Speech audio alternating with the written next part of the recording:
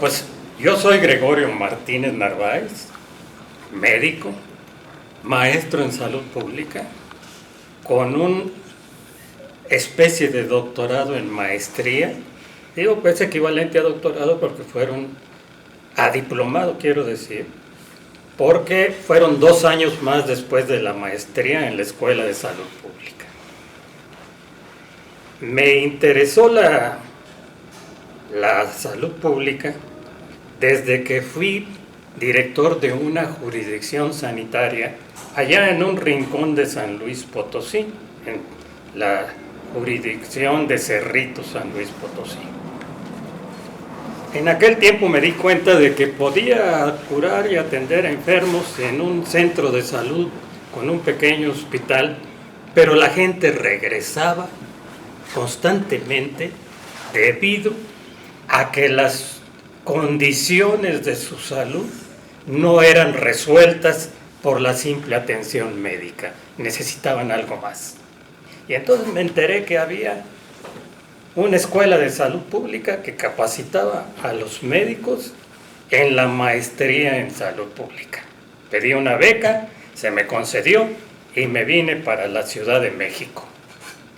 Y aquí en la Escuela de Salud Pública vale la pena recalcar la importancia que ha tenido esta institución para la salud del país, con personajes como Avelino López Martínez, don Pedro Daniel Martínez y otros maestros, como se me pasaba, uno de los más importantes, Luis Peregrina Pellón, maestro de generaciones, gran educador y gran sanitarista y un conocedor de la situación de salud universal, local y nacional.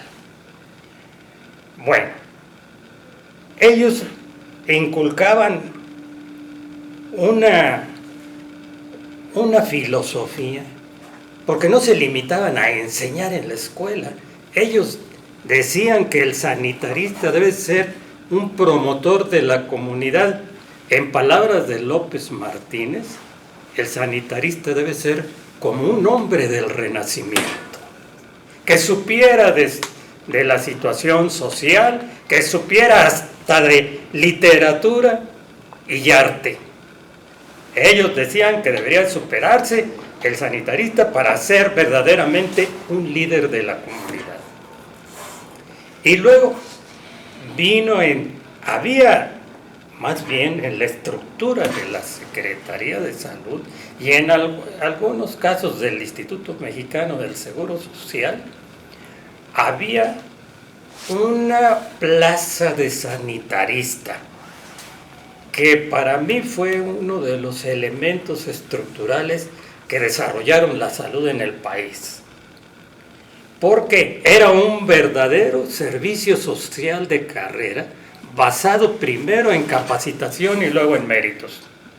Yo le confío más a ese antiguo sistema que el actual servicio civil de carrera, porque no veo que responda realmente a la capacitación y al desempeño que se cuidaba mucho en aquel tiempo.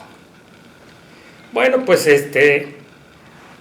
podemos dejar esto de la capacitación para decir un poco más sobre mi carrera. Yo partí pues de jefe de un hospital y una jurisdicción, hospital rural, una jurisdicción, para luego hacer la carrera de salud pública y luego entrar a la administración nacional. Fui coordinador de programas binacionales de salud en la frontera norte con Estados Unidos, y allí pude establecer convenios para el control de la rabia, la tuberculosis y otras enfermedades que prevalecían en la frontera norte, como las riqueciasis. En aquel tiempo logré algo que pues ahora parece ya lejano, pero que tuvo su importancia, que los servicios migratorios de los Estados Unidos reconocieran el valor de un certificado expedido por centros de salud de la frontera mexicanos. Creo que ese es un logro muy interesante. Bueno, después tuve oportunidad de trabajar en algo que ya también está olvidado.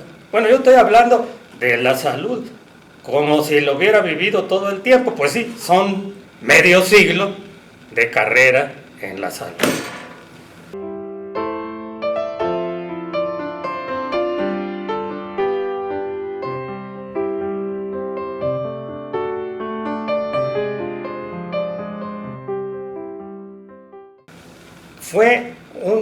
Hubo un momento en que la Secretaría de Salud se encargó de la administración de servicios para la preservación del medio ambiente mediante una subsecretaría de mejoramiento del ambiente que hizo varias cosas interesantes. Fue la primera en medir la contaminación atmosférica, controlar la contaminación de los cuerpos de agua receptores, y también llegó a formó parte de una delegación que estableció en un acuerdo internacional firmado en Londres que el mar territorial, es decir, la costa que abarcaba México, que era de 3 millas, llegó a 200 millas.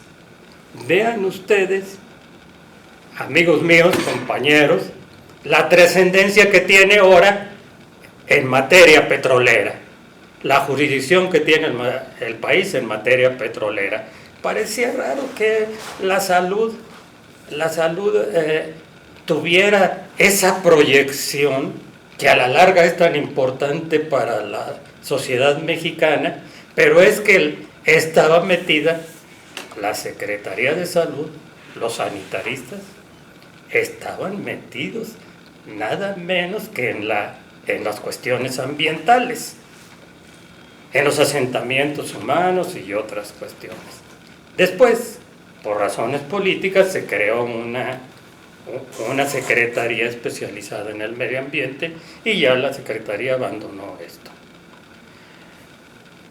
Bueno, pues después vino un personaje muy interesante, el doctor José Laguna García, que fue director de la Facultad de Medicina de la UNAM y después fue subsecretario de Planeación en la Secretaría de Salud. Y él me llamó. Él me llamó a colaborar con él. Yo era entonces un jefe de departamento y él me habló y me dijo: quiero que me presentes un trabajo de lo que tú consideras que debe ser la subsecretaría de Planeación en la Secretaría de Salud. Si me haces un trabajo adecuado, te doy un puesto de director de área. Bueno, pues me fui y le hice el trabajo, se lo entregué a uno de sus colaboradores y tiempo después me llamó el doctor Laguna: mira, ya leí tu trabajo, no te voy a nombrar director de área, vas a ser director general. Y me nombró director general de Planeación. Después, tiempo después, llegó otro personaje a la Secretaría de Salud, el doctor Guillermo Soberón Acevedo, que había sido rector de la universidad. Y él me nombró director general de evaluación. Trabajé al mismo tiempo mi jefe era el licenciado José Francisco Ruiz Macié. Aquí entra una etapa interesantísima de la salud en el país. ¿Por qué interesante? Porque para este tiempo ya la infraestructura de salud había evolucionado. Fue muy activa en crecimiento de infraestructura en hospitales, en centros de salud y en filosofía y doctrina de la salud pública, hasta el digamos, hasta mediados de los años 60.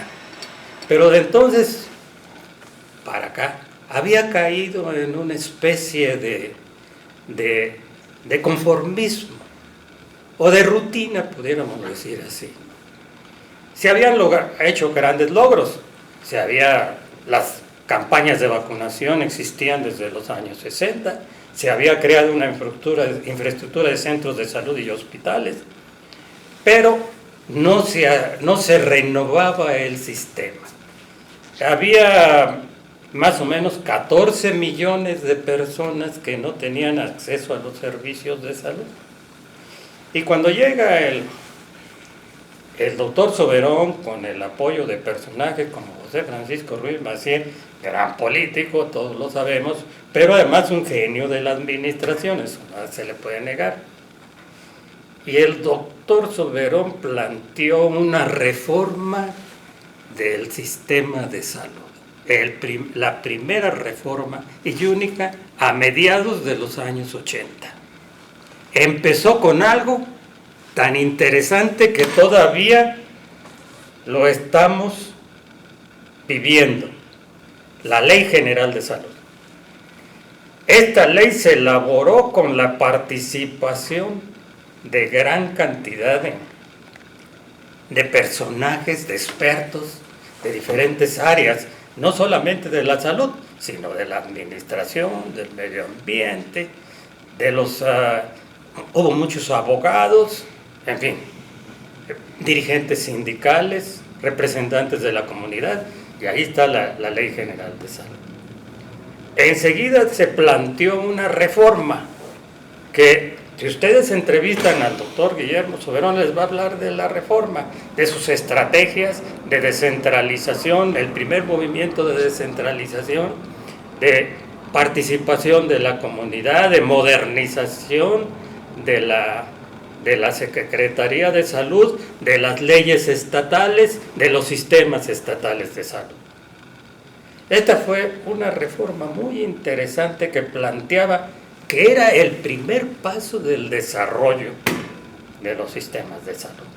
Yo tuve la oportunidad de trabajar en esta etapa, desde el diseño del programa del doctor Soberón. Yo era entonces director general de planeación y me mandaba pedir trabajos a través del doctor José Melgen Moctezuma, porque no podía yo participar directamente en una planeación de una planeación externa siendo funcionario del sistema. Pero lo que importaba era participar. Entonces se hizo esta reforma, avanzó mucho, pero tuvo problemas. Problemas primero en 1985, los grandes temblores que azotaron a la Ciudad de México y que hizo que se perdieran una gran parte de la infraestructura en el Distrito Federal, con la pérdida de la torre de especialidades del Hospital General y del Hospital Juárez de la Ciudad de México. Esto hizo que se desviaran muchos recursos para la reposición de la infraestructura perdida, porque se necesitaba, era muy costoso reponer aquello, y también era costosa la descentralización, porque había que enviar recursos, porque la descentralización comprendía la transferencia a los servicios estatales de los bienes que tenía la Secretaría de Salud. Pasaban a ser de ellos, pero había que reforzarlos, había que crear una infraestructura para las jurisdicciones sanitarias que estaban debiluchas en aquel tiempo. Bueno, pues terminó el periodo del doctor Soberón con la reforma, esta famosa reforma, y vino ya la etapa, pudiéramos decir, moderna. ¿Qué vemos si ustedes creen conveniente, pasamos a un análisis de lo que tenemos? ya hice una revisión general de la historia, de los aspectos relevantes. Nada más quiero recalcar la formación de los sanitaristas, que fue muy importante y que tuvo trascendencia, porque ellos fueron los que controlaron las enfermedades transmisibles en este país. Por ahí están en los tratados de epidemiología sus grandes éxitos en materia desde la viruela hasta la poliomielitis, pasando por la difteria y otras enfermedades de carácter transmisible. Los sanitaristas fueron protagonistas de esta etapa, fueron protagonistas de la creación de las jurisdicciones sanitarias o jurisdicciones de salud propiamente dichas, y fueron los que crearon un sistema de programación que me tocó a mí coordinar allá en los años 80, y un sistema de evaluación. También los sanitaristas, y yo estoy diciendo sanitaristas porque yo soy de la generación de los sanitaristas, creamos un sistema de atención a la salud, un modelo de atención a la salud estratificado por niveles de atención, donde la atención primaria debía ser la responsable de resolver el 85% de los problemas, aunque ahora ya los países europeos han llegado hasta el 93%. El segundo nivel, basado en atención hospitalaria de las 4 especialidades básicas de pediatría, ginecobstetricia, traumatología y medicina interna, junto con otras subespecialidades. Y luego el tercer nivel, que debía de ser el segundo debía de atender el 12% y el 3% en el nivel de los hospitales de especialidad. Este fue otro logro de los sanitaristas. Por allí todavía existen las bases de esto, porque es objeto de una publicación que se estudió mucho, inclusive en la salud pública, en la Escuela de Salud Pública.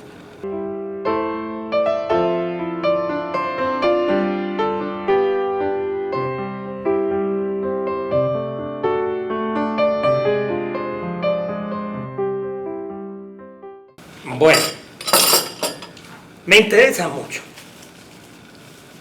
llegar a algo que puede ser el mensaje para la nueva generación, y un poco también recordarles para generaciones anteriores cuál es el tema principal, el que estamos metidos y que es nuestra responsabilidad como trabajadores de la salud.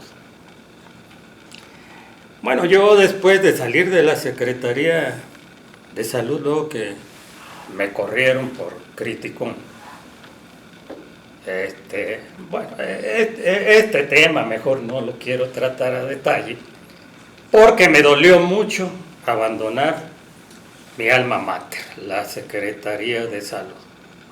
Pero no dejé de atender a la salud. En ese tiempo me llamó otra vez el doctor Guillermo Soberón para integrarme a la Fundación Mexicana para la Salud, que él había creado cuando era secretario.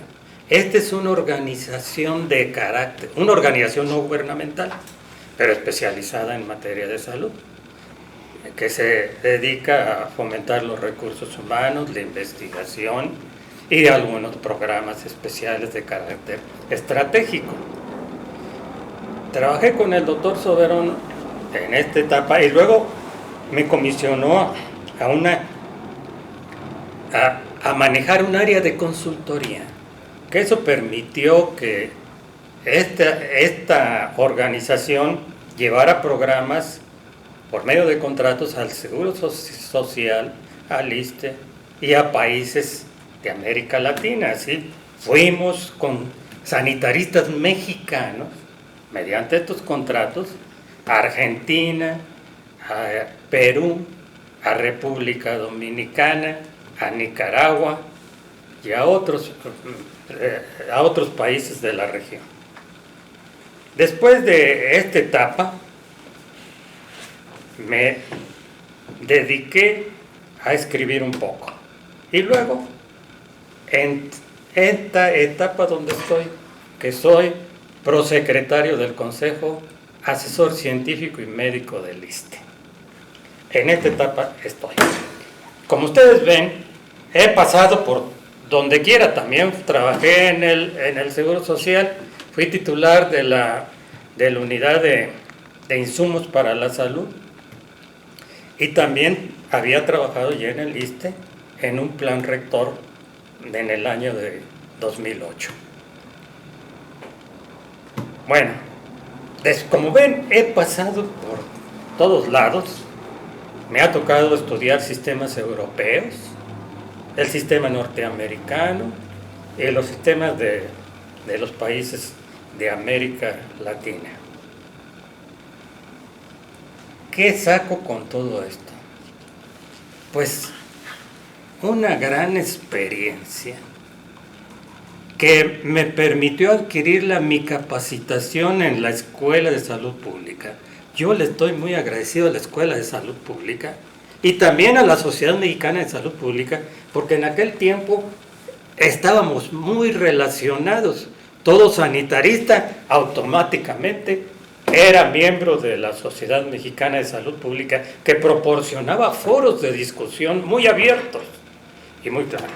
Bueno, lleguemos a esta etapa, la actual. ¿Qué tenemos? Tenemos un sistema mexicano de salud, un sistema nacional de salud que se le llama, pero yo considero que no existe tal sistema. Tenemos instituciones separadas que manejan su universo, su presupuesto y sus normas administrativas. Cubren a diferentes grupos de población mexicana. El Instituto Mexicano del Seguro Social, que dice que cubre el 40-43%, el ISSSTE, que cubre el 12%, y la Secretaría de Salud y los sistemas estatales, los CESAS, que a través del Seguro Popular dicen que han cubierto otra parte de la población. Hasta se ha hablado de la cobertura universal de salud, pero ¿realmente es una cobertura? Cuando hay tanto desequilibrio, cuando el Instituto Mexicano del Seguro Social proporciona 19 prestaciones, entre ellas las de salud, la del ISSSTE 21, entre ellas las de salud, y el Seguro Popular, que nada más proporciona atenciones de salud. Bueno, pues esto, ¿qué significa? Un desequilibrio importante. El desequilibrio porque unos gozan de todas las prestaciones y una atención de salud integral como la que proporciona el IMSS, o una serie de prestaciones como que proporciona el ISSSTE para un sector de los mexicanos, mientras que el otro sector de los mexicanos, unos dicen que hasta son 53 millones de pobres que por ahí tienen atención a la salud esporádica. Entonces, esto está contra la antigua filosofía de la salud pública, que debe ser todos los ciudadanos deben ser iguales ante la ley y ante la atención. Pero no es así. Y el desequilibrio no solamente se da en la prestación, sino inclusive en el origen. ¿Por qué? Porque todos los mexicanos pagamos el Seguro Social y el ISSSTE a través de los impuestos, a través también de los bienes y servicios. El Seguro Social, que atiende a los trabajadores, transfiere, las empresas que aportan al seguro cargan el costo del trabajo a los bienes que adquiere la población. El que adquiere una mesa como esta está pagando al Seguro Social, pero no todos reciben prestaciones de la Seguridad Social. Aquí hay una injusticia distributiva fundamental. Todos los mexicanos, hasta hasta los que viven en las áreas rurales están pagando a través de impuestos y pago del IVA y pago de la gasolina, están pagando la seguridad social, pero no reciben seguridad social. Es decir, aquí hay una inequidad y una injusticia muy grande de nuestro sistema de salud. Esto tiene algún día que resolverse y atenderse. ¿Por qué? No es cierto que no se pueda. Gran cantidad de países han logrado lo que ahora se viene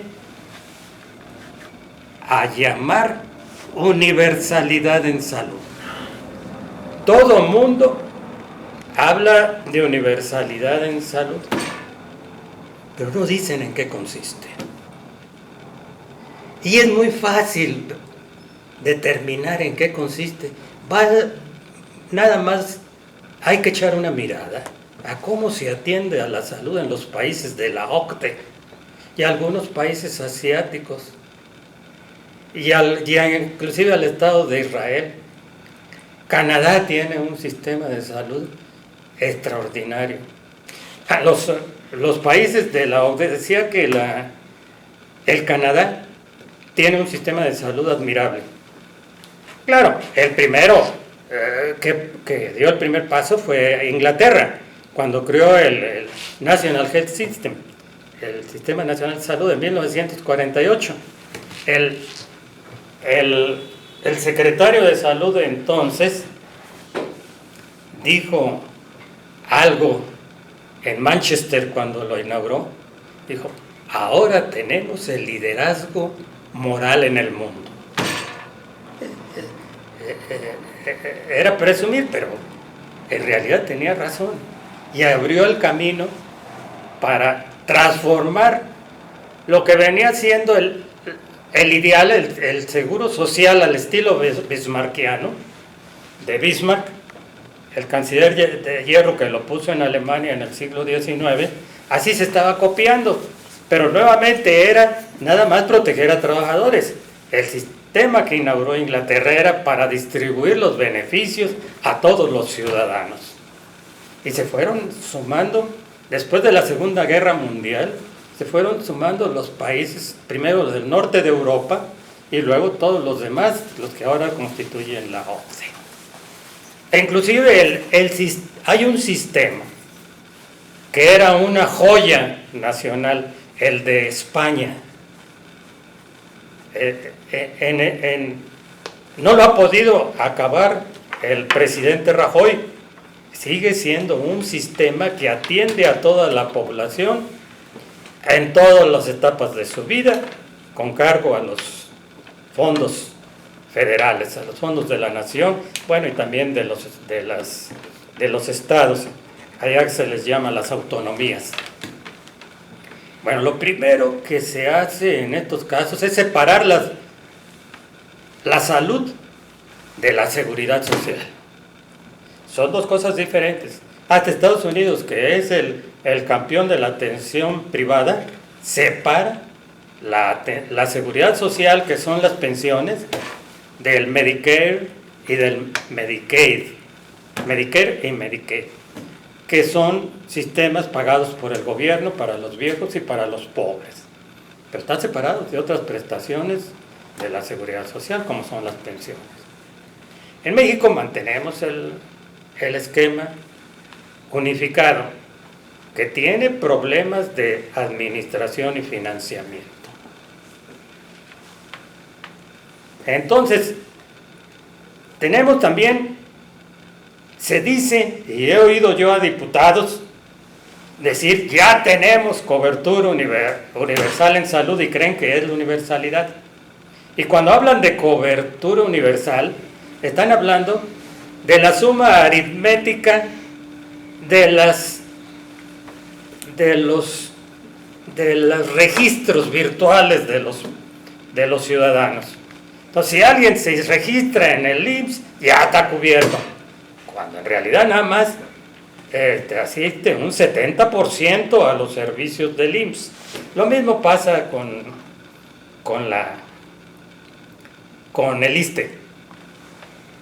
No hay estadísticas confiables de cuántos son los que se inscriben en el Seguro Popular y cuántos realmente van.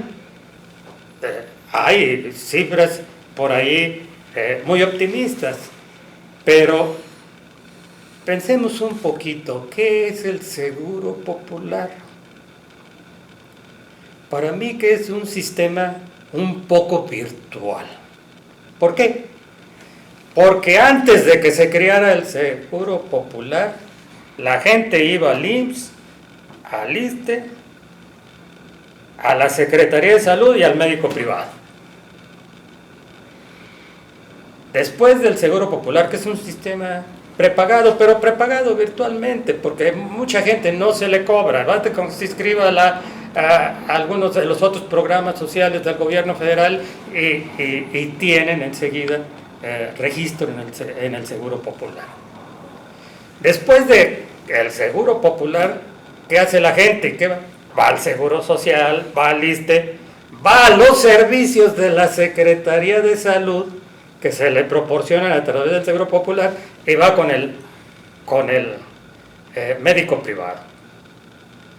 Y de paso una mención pequeña al médico privado. Hay una especie de seguro popular privado, las de las farmacias, que son 4,000 farmacias que tienen médico, que le dan servicio y que la gente va con ellos. Esto es una demostración de la insuficiencia del Seguro Popular. Porque si el Seguro Popular tuviera una buena oferta, no tendrían que ir con el doctor Simi ni con las farmacias de la O. Vean ustedes que el sistema mexicano se ha quedado atrás. ¿Por qué se ha quedado atrás? Porque no tomamos en cuenta las lecciones de la universalidad. Y no se crea que por falta de recursos el país gasta 6.7% del Producto Interno Bruto en materia de salud. España, que tiene uno de los mejores sistemas de salud europeo, gasta cerca del 8%. Como ven, nos falta ahí un poquito. Pero no se compara la satisfacción que tienen los españoles con su sistema de salud al que tiene nuestra población. Bien, ¿qué se requiere?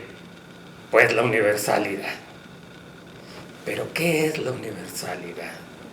Podíamos pensar un poquito, y yo nada más quiero adelantar un poco porque hay allí hay en el país sanitaristas, trabajadores de la salud, que pueden agregar algo más. En primer lugar, la universalidad consiste en servicios para toda la población, sin distinciones de su asignación laboral, sin distinciones de ubicación, ni de raza, ni de credo, ni de preferencia sexual. Para todos debe ser, a todo ciudadano, debe ser los servicios de salud en todas las etapas de su vida, desde el nacimiento hasta la muerte. Otra característica: los servicios de salud deben ser financiados por los impuestos generales, por los fondos fiscales de la Federación, de los estados y hasta de los municipios, que todos deben contribuir. Ahorita los estados se están haciendo tontos, le aportan al Seguro Popular cifras nominales. Creo que lo único que aporta realmente algo significativo es Nayarit. Los demás todos son fondos federales.